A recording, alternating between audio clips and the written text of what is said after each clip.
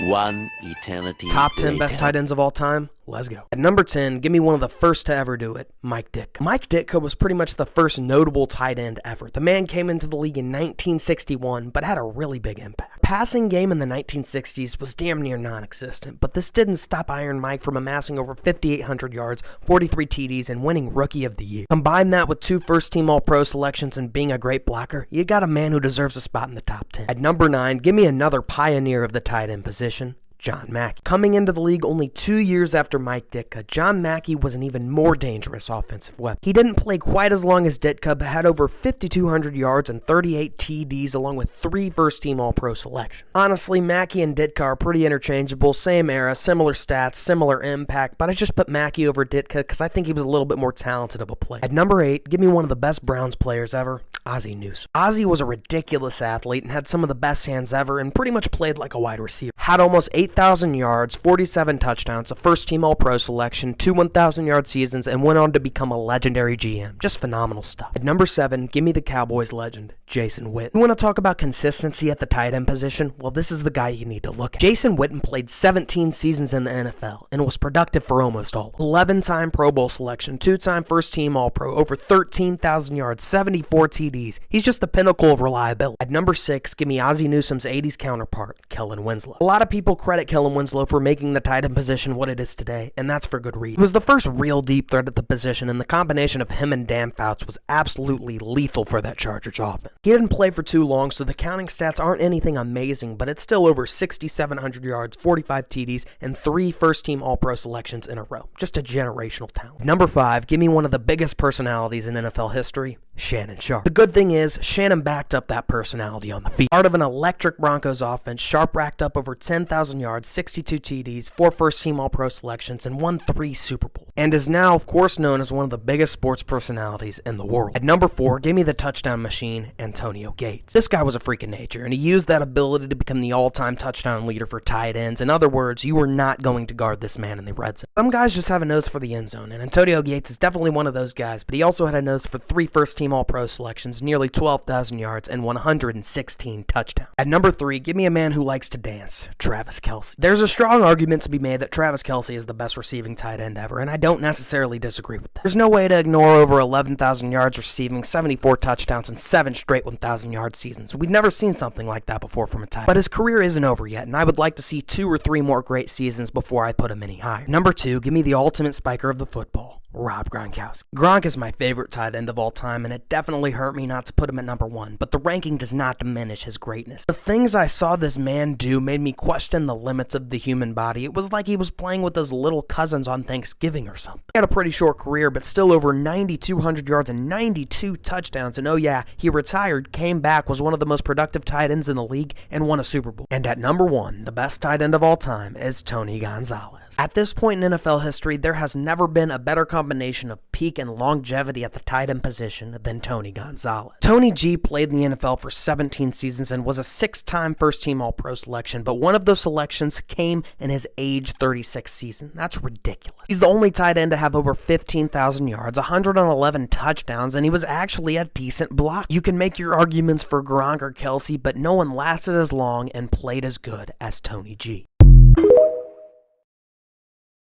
Top 10 biggest gunslingers of all time? Let's go. Just to be clear, a gunslinger is a quarterback who takes a lot of shots downfield, thinks they can make every throw, and throws a lot of touchdowns, but also throws a lot of picks. At number 10, give me Joe Flacco. How can you not love Joe Flacco? Everything this man did and still does is so electric. I can't think of a better guy to come back at 38 years old and start slinging the rock around. It's a treat to watch. If you didn't see it with the Ravens, you're seeing it now. This guy will try to make any throw no matter what, but that's what makes him such a great gunslinger. At number 9, give me Josh Allen. Josh Allen has one of the strongest arms ever, and he is not afraid to use it. But turnovers are the biggest reason Josh Allen hasn't won an MVP yet, but when you can do this and make it look that effortless, come on, it makes up for it. At number 8, give me Warren Moon. I've already talked about how awesome of a deep ball Warren Moon threw, but he did have his share of interceptions. He's got 291 touchdowns and 233 interceptions, and I don't blame him. I'd be chucking it if I had that arm talent too. Number 7, give me Jim Kelly. I get the feeling Jim Kelly is pretty underrated as a passer, and that should not be the case. There's a reason he led the Bills to 4 straight Super Bowls. It's because Jim Kelly threw the ball with no regard for any defenders around him, and most of the time it worked. I'll take 175 25 interceptions any day if I get a quarterback like Jim Kelly. At number 6, give me Terry Bradshaw. To put it simply, Terry Bradshaw threw the football wherever he wanted to, whenever he wanted to do it. He won an MVP throwing 20 interceptions and had a 1-to-1 career touchdown to interception ratio. That is why. His highlights are hilarious. The whole time it's Terry Bradshaw saying, well, I got a receiver down there somewhere, and chucking up a deep ball. At number 5,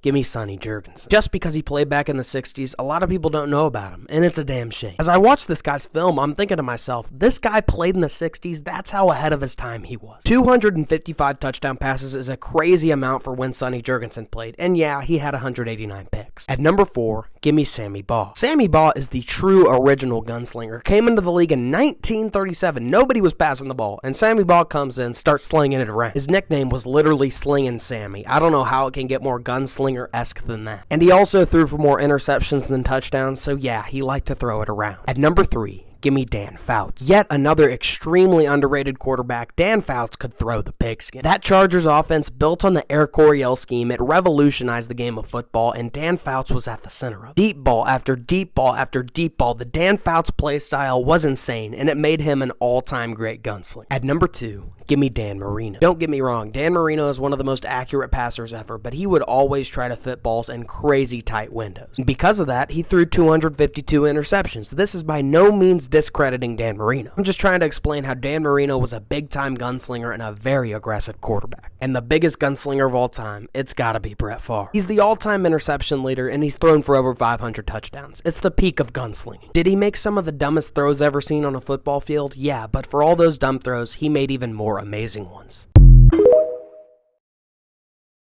Top 10 best wide receivers of all time? Let's go. At number 10, give me the original Seahawk, Steve Largent. This man came into a league dominated by running backs, was forced to play for an expansion team, and proceeded to have one of the best wide receiver careers of all time. Over 13,000 receiving yards, 100 receiving TDs, 8 1,000-yard seasons, and he did it all with no gloves. He deserves to be here. At number 9, give me the touchdown machine, Cris Carter. Cris Carter is criminally underrated, and frankly, I don't know why. The guy pretty much made the one-handed catch cool, had 8 straight 1,000-yard seasons, and is 4th in all-time receiving touchdowns. That's a ridiculous resume. Number 8, I'm going with Julio Jones. In my opinion, Julio Jones has the biggest catch radius in NFL history, and on top of that, he had one of the best peaks ever. For 6 straight years, Julio Jones never put up less than 1,400 receiving yards in a season, and in that same span, he put up the 3rd most receiving yards in a single season ever. I don't even care that he wasn't a threat in the red zone. Julio Jones will not be left off this list. At number 7, give me the man who went crazy, Antonio Brown. Now, this is definitely the most controversial pick of the list, but just hear me out for a second. Like I said, Julio Jones' peak was amazing, but what if I told you Antonio Brown actually peaked higher? Antonio Brown was a first-team All-Pro selection for 4 straight seasons. The last guy that did it before him was Jerry Rice. Unlike Julio Jones, he was a huge threat in the red zone. It's a shame he went crazy because he could have easily been top 5 or even top 3. Number 6, give me the Colts legend, Marvin Harrison. Much like Cris Carter, Marvin Harrison is underrated for no apparent reason. His route running and footwork were phenomenal, his hands were great, and overall, he was just so damn reliable. But nobody was more reliable than number 5 on this list, Larry Fitzgerald. 29 drop passes in 17 seasons, over 17,000 receiving yards, 121 receiving touchdowns,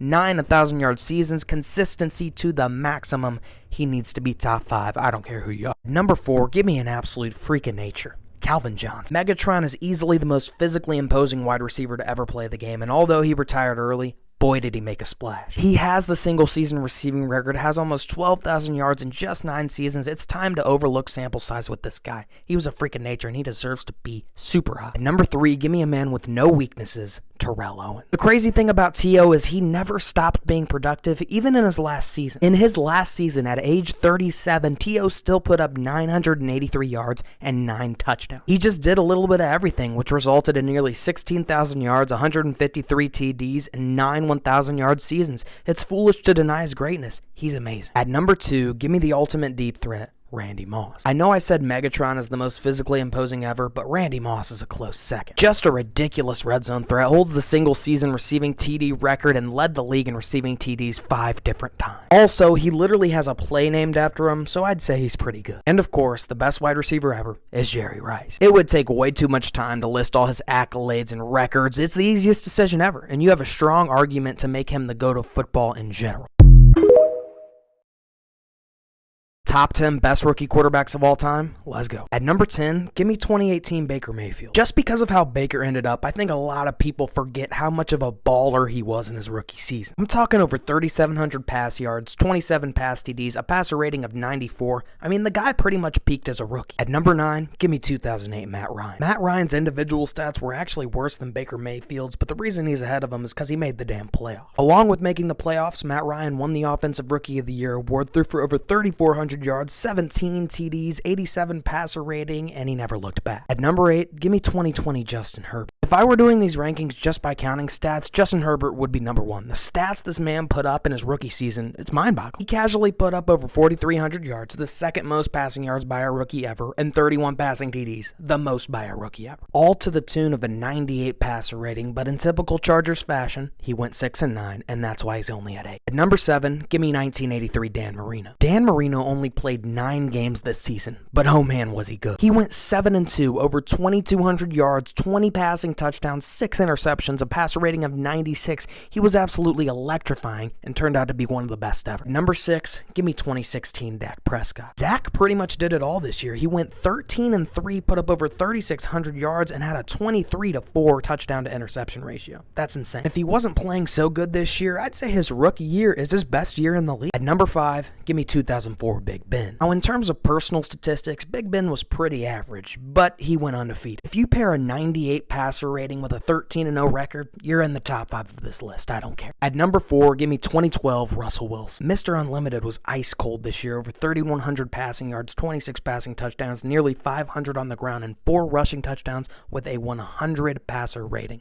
That's ridiculous. And the delicious icing on the cake is an 11-5 record and a playoff berth. He was 3rd in Offensive Rookie of the Year, but this year was a wild year for rookies, and look at that play. Oh my gosh. At number 3, give me 2012 Andrew Luck. Like I said, 2012 was a ridiculous year for rookie quarterbacks, and Andrew Luck was a big reason for that. He set the rookie passing yards record, threw for 23 passing touchdowns, had 250 on the ground, added 5 rushing touchdowns to that, led the Colts to an 11-5 record, but still only came in 2nd in the Offensive Rookie of the Year. At number 2, give me 2011 Cam Newton. This was the beginning of the Super Cam era, and boy was it fun to watch. Over 4,000 yards passing, over 700 on the ground, and 35 total touchdowns. Oh my. It's hard to believe this mix of passing and rushing isn't number 1, so who beat him out? That man would be 2012 RG3. It is so heartbreaking to look back on this rookie year, because this man looked like the chosen one. 3,200 yards through the air, 20-5 TD to interception ratio, 102 passer rating, over 800 yards through the air, 7 rushing TDs, and a playoff berth. Could you ask any more? But I gotta warn you, if you go back and watch these highlights, you might shed a tear.